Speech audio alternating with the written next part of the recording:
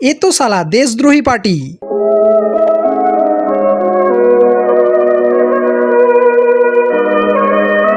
এই দৃশ্যটি দেখার পর ভাবতে বাধ্য হচ্ছি, যারা বিজেপিকে ভোটটা দিয়ে পশ্চিমবঙ্গে বিজেপি সরকার এনেছে তারা আর যাই করুক পশ্চিমবঙ্গকে বাংলাদেশ হওয়ার হাত থেকে বাঁচিয়েছে। এবার যদি তৃণমূল সরকার জিতে যেত পশ্চিমবঙ্গে বাংলাদেশের পতাকা উঠত। বর্তমানে কেরালায় যা হচ্ছে, কেরালায় কংগ্রেস সরকার জিতায় পাকিস্তানের ঝান্ডা উড়ানো হচ্ছে।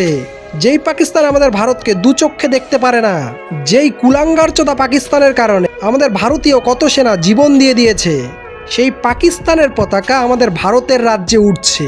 এর থেকে নির্লজ্জের আর কিছু হতে পারে?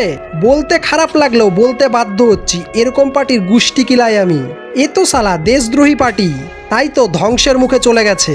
আর কয়েক বছরে না এই কংগ্রেসের নাম ও নিশান খুঁজে পাওয়া যাবে না। আপনারা জিতেছেন, খুব ভালো কথা, ভারতের পতাকা উড়ান, নিজেদের দলের প্রতীক চিহ্নের পতাকা উড়িয়ে আনন্দ উদযাপন করুন না, কে মানা করেছে? কিন্তু না, পাকিস্তানের পতাকা উড়িয়ে তাদের দেশদ্রোহিতা প্রমাণ করতে হবে তো।